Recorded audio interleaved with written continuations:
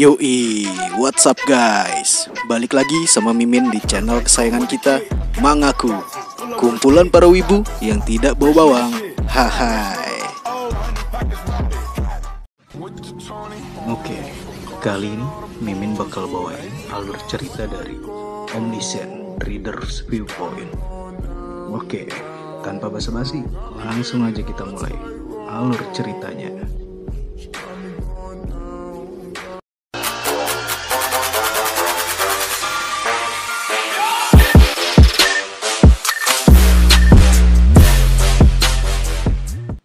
Tapi di gerbong sebelah sudah terjadi pembantaian, di mana hanya terlihat satu orang saja yang selamat. Sedangkan di sisi gerbong Dokja masih meributkan serangga yang masih belum mereka dapatkan. Sementara itu, Dokja menolak ajakan Kim Namun untuk bekerja sama dengannya.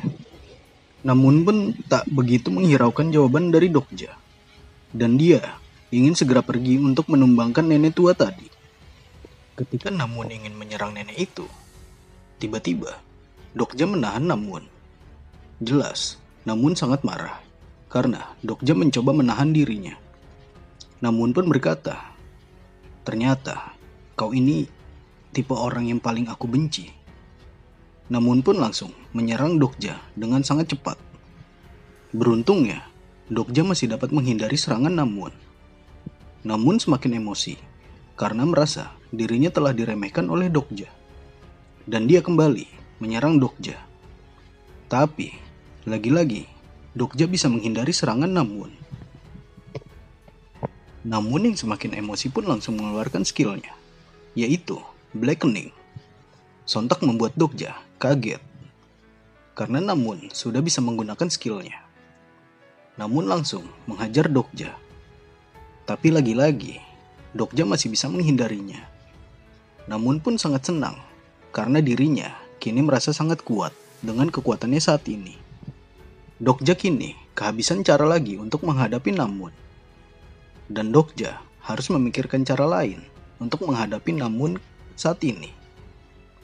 Kemudian, Dokja mendapatkan notif dari sistem yang berisikan Anda memenuhi kondisi untuk menggunakan tingkat 1 dari skill eksklusif Omniscient Reader's Viewpoint. Dokja pun bingung apa yang dimaksud dari skill tersebut. Sementara itu, orang-orang masih sibuk mencari serangga-serangga yang belum berhasil mereka tangkap. Lalu, kita kembali pada MC kita. Terlihat, kini mereka masih sibuk bertarung, di mana Namun yang terus menyerang Dokja, sedangkan Dokja yang selalu menghindari serangan Namun. Namun tiba-tiba, skill dari Omniscient Reader Viewpoint telah diaktifkan, di mana skill itu dapat membaca semua gerakan lawannya.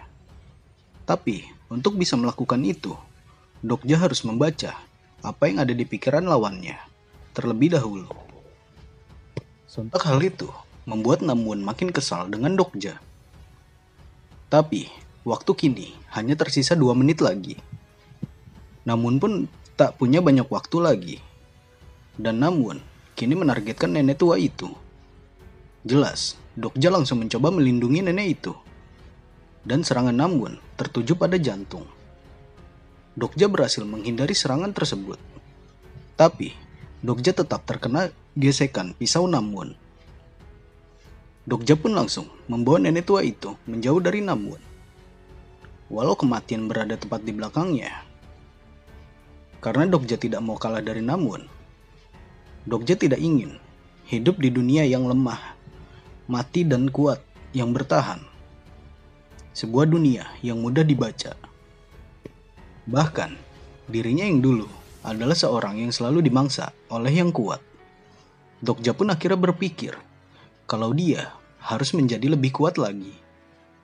Sementara itu, Namun sudah berada tepat di belakang Dokja sambil berkata, "Pak Tua, kau bahkan sudah tidak punya kekuatan untuk melarikan diri. Jadi, mari kita akhiri di sini sekarang. Kita sudah tidak punya banyak waktu yang tersisa." Lalu, Dokja berdiri dan berkata, "Kim Namun, apa kau berpikir kalau telur serangga dihitung sebagai kehidupan. Namun pun hanya terdiam. Lalu, Dokja menghancurkan telur serangga yang ada di genggamannya. Dan benar saja, banyak sekali notifikasi yang masuk pada Dokja, serta koin yang Dokja miliki bertambah sangat banyak. Namun dengan santai berkata, "Kenapa aku harus peduli dengan itu?" Namun pun langsung menghajar Dokja kembali. Lalu tiba-tiba ada notif untuk Dokja yang memberitahu cara menggunakan koin. Dokja pun tidak mempedulikannya, dan Dokja langsung memasukkan 2.700 koin ke dalam status fisik. Dan status fisik yang dimiliki Dokja kini bertambah dari level 1 menjadi level 10. Dan daya tahan tubuh Dokja kini meningkat drastis. Benar saja, serangan dari Namun tak Dokja hindari. Bahkan, pisau milik Namun sama sekali tak membuat Dokja tergores sedikit pun. Namun pun kebingungan dengan kekuatan Dokja. Lalu Dokja berkata, selama musim kawin, belalang dapat menghasilkan sebanyak 100 telur. Namun masih tidak mengerti maksud dari Dokja. Dokja melanjutkan perkataannya, "Aku tidak ingin satu orang pun mati. Kau akan." Namun pun kembali menyerang Dokja, membabi buta. Tapi, tetap percuma, karena serangannya tidak ada yang bisa melukai Dokja sedikit pun. Sedangkan, waktu kini tersisa sedikit lagi. Dan akhirnya, waktu telah habis. Dan akan dimulai pemberian hukuman pada orang yang gagal. Kemudian, Dokaibi muncul dan terkejut, karena banyak yang selamat di sini. Di antaranya adalah Lee Hyun Sung, Yu Sang-ah, Lee Ji-lyung, Han Myung-oh. Sedangkan Kim Nam-won tidak berhasil selamat. Dan yang terakhir adalah Kim Dokja. Sesaat sebelum hukuman diberikan pada Nam-won, dia sempat memohon pada Dokja untuk menyelamatkan dirinya. Tapi Dokja tetap tidak menyelamatkan Nam-won. Karena di satu sisi Dokja menikmati saat melihat Nam-won dieksekusi. Tapi di sisi lain, Dokja menyesalinya juga. Lalu sistem memberitahu kalau koin yang didapatkan Dokja akan dikurangi. Karena Dokja hanya menumbangkan makhluk lemah saja. Koin akan dikurangi secara otomatis. Dan koin yang sudah digunakan untuk stat fisiknya akan dikurangi juga. Kini, sisa koin yang dimiliki Dokja hanya 3.500. Tapi, Dokja mendapatkan sebuah title, yaitu Mass Murder. Dan Dokja berhasil mendapatkan beberapa koin. Ada juga hadiah tambahan lain yang sedang dihitung. Lalu, tiba-tiba kereta yang mereka naiki kini bergerak kembali. Mereka pun merasa lebih tenang. Tapi, kesenangan mereka hanya sesaat. Karena di luar kereta, kini sudah muncul seekor monster ular yang sangat besar. Myung-oh yang paling tidak berguna ini pun panik. Karena keretanya berhenti tepat di hadapan monster itu. Tentu hanya Dokja yang tidak panik melihat monster itu. Karena Dokja sudah mengetahui segala jenis monster yang ada di dunianya kini. Dijelaskan kalau monster ular ini biasa disebut sebagai Sea Serpent. Dan nantinya dia akan diklasifikasikan sebagai 7 Great Monster di Ways of Survival. Dan ternyata ada 21 rasi bintang. Bintang-bintang yang berada di atasnya menggambarkan jumlah rasi bintang yang terhubung ke channel ini. Dijelaskan kalau rasi bintang adalah keberadaan paling misterius di dunia Ways of Survival. Mereka adalah dalang dari tragedi ini dan berada jauh di atas sembari mengawasi manusia. Lebih tepatnya, mereka mengawasi para manusia melalui channel yang dioperasikan oleh Dokaibi.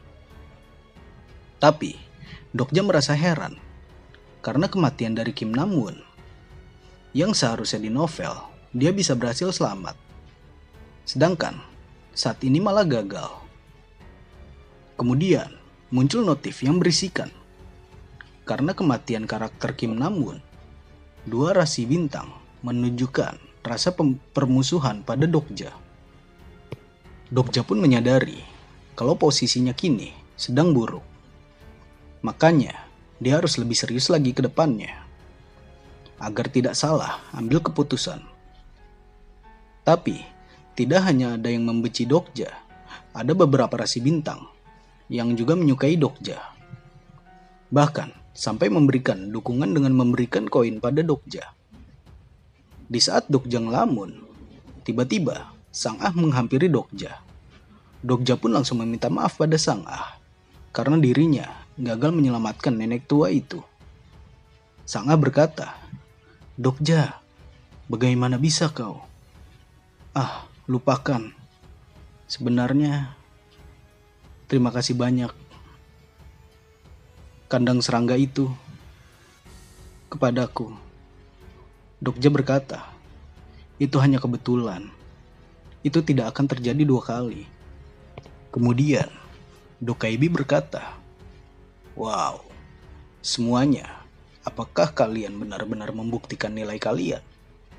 Jumlah yang selamat di sini cukup besar." Dokja bersyukur karena Lee Hyun Sung berhasil selamat. Dan Dokja mengingat anak kecil yang sempat memberinya serangga, bernama Lee Gilyong.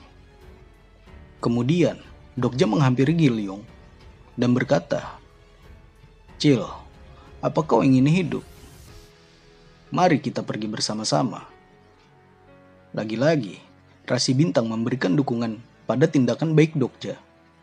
Sementara itu, Myung-oh malah meminta pada Dokaibi untuk melepaskan dirinya. Karena dirinya sudah merasa berhasil menyelesaikan apa yang Dokaibi minta. Dokaibi pun tak menghiraukan permintaan Myung-oh. Karena di luar kereta ini sudah ada monster yang menunggu mereka. Kemudian Dokaibi berkata, "Jujur saja, aku tidak berharap banyak pada channel ini. Tapi ternyata kalian bisa melewati skenario pertama. Kalian telah membuktikan bahwa serangga semacam kalian layak selamat. Sekarang bukankah seharusnya kalian diberi imbalan setelah bekerja dengan keras? Untuk hadiah menyelesaikan skenario pertama, kalian berhak menerima dukungan dari rasi bintang. Karena kalian saat ini sangat lemah. Jika kalian mengikuti skenario setelah ini, kalian pasti akan tumbang dengan mudah oleh Ground Red. Tetapi, ada beberapa entitas di alam semesta ini yang mengasihani kalian dan ingin memberi kalian dukungan. Apa kalian mengerti apa yang kubicarakan?" Lalu, Dokaibi memunculkan sebuah notif di layar masing-masing orang. Notif isikan pilihan sponsor. Dan semua orang dipersilakan untuk memilih sponsornya masing-masing. Sponsor tersebut akan menjadi dukungan yang dapat diandalkan. Dan sponsor yang tertarik pada Dokja ada 4 pilihan. Sang Ah mengatakan kalau ada 2 sponsor yang tertarik pada dirinya. Berbeda dengan Dokja yang memiliki 4 pilihan sponsor. Yang berarti pilihan dari setiap pemain berbeda semua. Diketahui kalau sponsor selection adalah sistem di mana para rasi bintang yang mengawasi mereka melalui channel Dokaibi dapat memilih manusia yang mereka sukai dan menawarkan untuk mendukung mereka dengan membuat mereka menjadi inkarnasinya. Tapi para rasi bintang tidak pernah mengungkapkan nama. Jadi, Dokja tidak bisa mengetahui siapa saja yang tertarik padanya. Tapi seingat Dokja, para rasi bintang suka menggunakan kata yang aneh seperti Abyssal Demon atau Garden untuk menggambarkan mereka. Jadi, Dokja bisa menebak identitas mereka berdasarkan kata tersebut. Dokja merasa tidak kesulitan untuk menebak identitas mereka. Karena hanya Dokja yang membaca novel Ways of Survival. Untuk yang pertama adalah Abyssal Black Flame Dragon.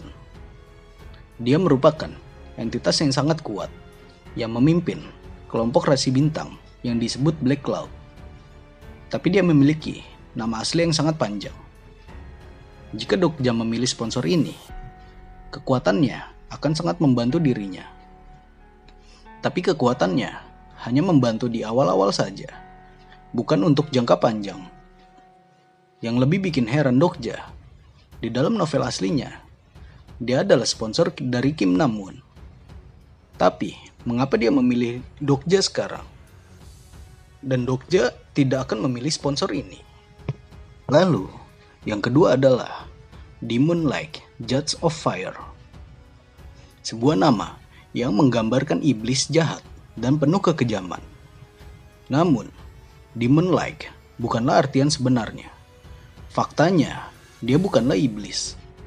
Kalau dilihat dari fakta Fire dan Judge, dia adalah entitas yang mengadili sesuatu dengan menggunakan api. Seharusnya, dia adalah Archangel Uriel. Pilihan ini cukup bagus untuk Dokja. Tapi, Dokja akan melewatkannya dulu. Rasi bintang ini memang kuat. Tapi, mereka memiliki persyaratan konyol jika kita ingin menggunakan kekuatan mereka. Lalu yang ketiga adalah Secretive Plotter. Dokja masih sangat asing mendengar pilihan yang ketiga ini. Karena dia baru mendengar kata tersebut. Dokja berpikir kalau sponsor ini bukanlah rasi bintang yang kuat. Jadi, Dokja tidak akan memilihnya. Dan yang terakhir adalah Prisoner of the Golden Headband. Dia adalah sang Monkey King, The Great Sage, Heaven's Equal, Sun Wukong. Seingat Dokja, dari seluruh karakter yang muncul di dalam novel, hanya ada satu orang yang disponsori oleh Sun Wukong.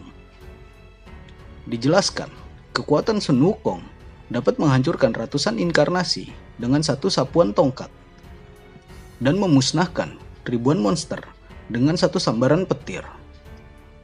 Dokja sedikit heran, mengapa sponsor sekuat Sun Wukong mau mensponsori dirinya. Dan ini adalah pilihan yang sangat bagus untuknya. Kemudian, pemilihan sponsor pun akhirnya selesai. Lalu Dokaibi mengatakan, lalu Dokja meminta semua orang untuk berkumpul sebentar. Dokja pun berkenalan dengan Lee Hyung Sung. Dokja senang, karena seharusnya kekuatan Hyun Sung akan berguna ke depannya. Tiba-tiba, Myung Oh datang menghampiri Dokja. Tapi, tingkahnya malah tengil dan menganggap Dokja bawa.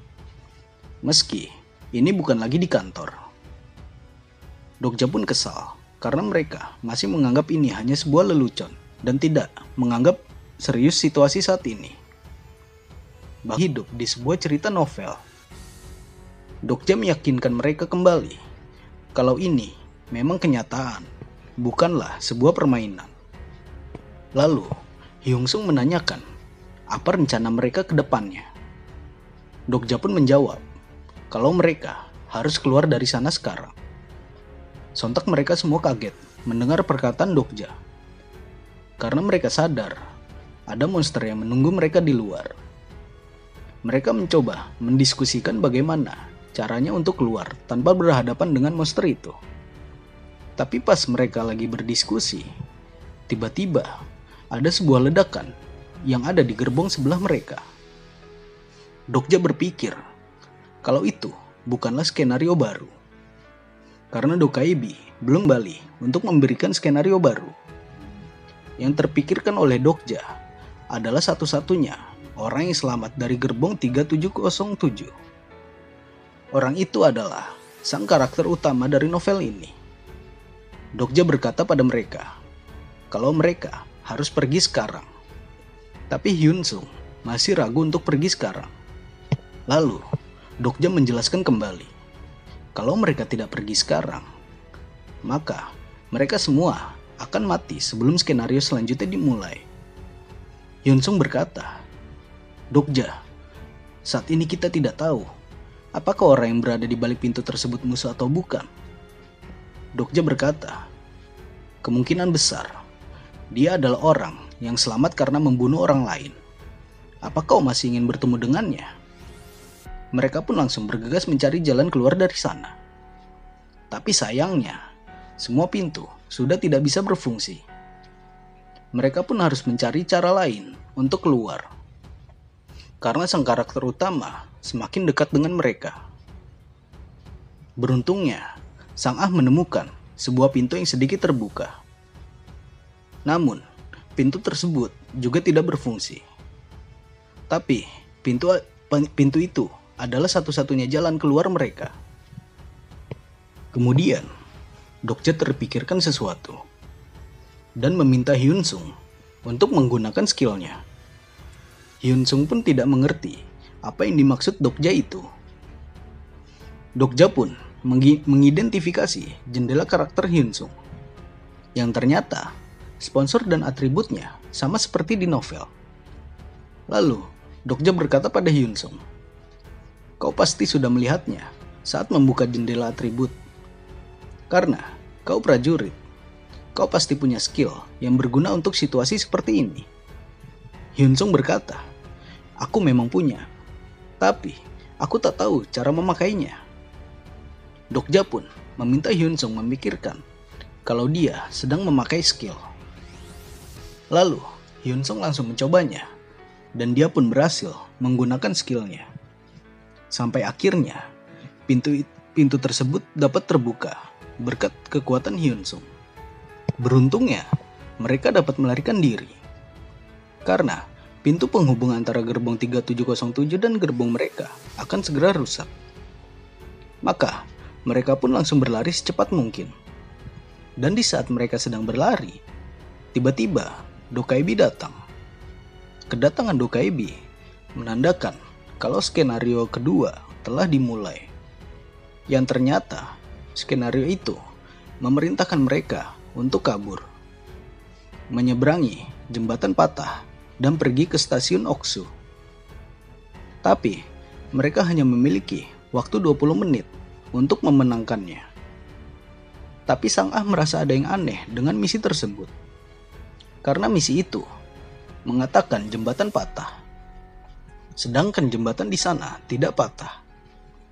Dokja pun meminta Sang Ah untuk segera lari dan jangan menghiraukan itu.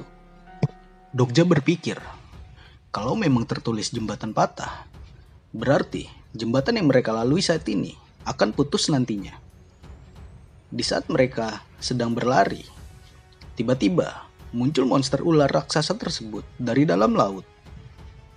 Dan benar saja, kekhawatiran Dokja pun terjadi, di mana monster itu langsung menyerang jembatan tersebut.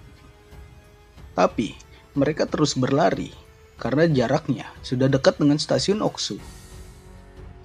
Namun tiba-tiba Dokaibi berkata, "Permainan mudah tidak menyenangkan, bukan? Tidak menyenangkan kalau kalian berhasil kabur seperti ini. Kenapa kita tidak sedikit merubah suasana?" Lalu tiba-tiba, tingkat kesulitan skenario berubah dari tingkat E menjadi D. Dan muncul juga notif yang berisikan, pikiran jahat orang mati muncul kembali. Tanah di sekitar dipenuhi dengan ether hitam. Ternyata, manusia yang sudah mati sebelumnya bangkit kembali. Untungnya, Gilyong dan Hyun Sung berhasil mencapai stasiun Oksu duluan. Sedangkan, Dokja, Sang Ah, dan Myung Oh masih terjebak dan harus menghadapi para zombie itu. Dokja memerintahkan mereka untuk tiarap. Kemudian, ada sebuah serangan datang dari monster ular itu. Beruntungnya, mereka masih dapat selamat dari serangan tadi. Tapi, Dokja mengkhawatirkan Sang Ah dan Myung Oh. Dokja pun terus berpikir cara untuk melarikan diri. Namun tiba-tiba, ada sebuah notif yang berisikan, seseorang menerima bantuan rasi bintang. Dengan bantuan rasi bintang, Deus Ex Machina telah diaktifkan dalam skenario. Yang ternyata, kekuatan tersebut dapat membuat jembatan yang disebut jembatan genap. Tapi jembatan ini hanya bisa digunakan dengan orang yang berjumlah genap saja. Apabila jembatan ini digunakan dengan yang berjumlah ganjil, maka jembatan ini akan hilang saat itu juga. Dokja pun bingung dengan Deus Ex Machina. Namun, tiba-tiba sang Ah berkata kalau kepalanya tiba-tiba sakit. Dijelaskan kalau Deus Ex Machina adalah hak rasi bintang untuk ikut campur dalam skenario yang didapatkan dengan bayaran mahal. Dokja pun berpikir kalau rasi bintang ini memilih sang Ah sebagai inkarnasinya. Tapi hal yang membuat Dokja heran, rasi bintang yang ikut campur dalam skenario sangat jarang terjadi di dalam novel. Dokja pun mencoba mengidentifikasi siapa sponsornya. Tapi notif mengatakan kalau informasi orang ini tidak dapat dibaca dengan daftar toko. Orang ini tidak terdaftar dalam daftar toko. Dokja pun heran, mengapa dia tidak bisa melihat dengan skill miliknya. Di saat Dokja sedang berpikir sesuatu, tiba-tiba sang Ah meneriaki Dokja kalau ada sebuah serangan datang dari belakangnya. Beruntungnya, Dokja masih berhasil menangkisnya. Ternyata serangan tersebut datang dari Kim Nam-won yang sudah menjadi zombie. Dokja mencoba mengaktifkan skill Omniscient Reader's Viewpoint. Tapi, musuh yang dia lawan tidak memiliki. Jadi, skill tersebut tidak dapat berfungsi pada lawan yang tidak memiliki kesadaran. Dokja berpikir untuk pergi melewati jembatan genap tersebut. Tapi tiba-tiba, Myung-oh dengan liciknya langsung menggendong sang Ah, dan dia langsung berlari melalui jembatan ganda tersebut. Dokja pun sangat emosi melihat kelakuan Myung-oh. Tapi, rasi bintang malah meledek Dokja dan memberikan donasi 100 koin pada Dokja. Dokja mencoba membaca jendela karakter milik Myung-oh. Tapi, tidak bisa dibaca oleh Dokja.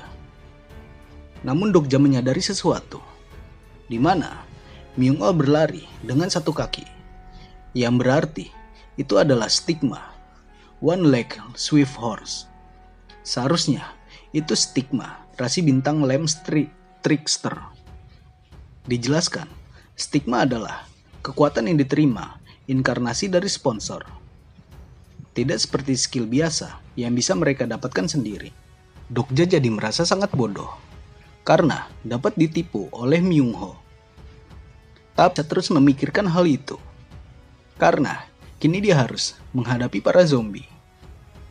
Dokja kesulitan untuk berpikir jernih karena harus memikirkan cara pergi dari sana. Sedangkan dia harus bertarung juga melawan para zombie. Dokaibi berkata, "Wow, kau sangat gigih. Sekarang, apa ada rasi bintang yang ingin membantu inkarnasi menyedihkan ini?" Astaga, tak ada yang mau. Betapa menyedihkan. Kini, tubuh Dokja sudah hampir mencapai batasnya. Sampai Dokja berpikir kalau dirinya akan mati kali ini. Tapi tiba-tiba ada sebuah notif yang berisikan skill eksklusif bookmark telah diaktifkan. Sontak, Dokja pun kaget melihatnya. Dan muncul lagi notif-notif baru yang berisikan karakter bookmark telah diaktifkan. Slot bookmark tersedia 3 dan memunculkan daftar bookmark yang tersedia. Daftar tokoh di slot bookmark. 1. Delusional Demon Kim Nam-won. 2. Steel Sword Lee Hyun Sung. Dan yang ketiga masih kosong slotnya. Dokja masih heran dengan skill tersebut karena dia baru melihat skill itu, walau dia sudah membaca 3.000 chapter di novel itu. Dokja pun langsung mengaktifkan bookmark 1. Akhirnya bookmark 1 telah diaktifkan. Tapi level skill bookmark masih rendah.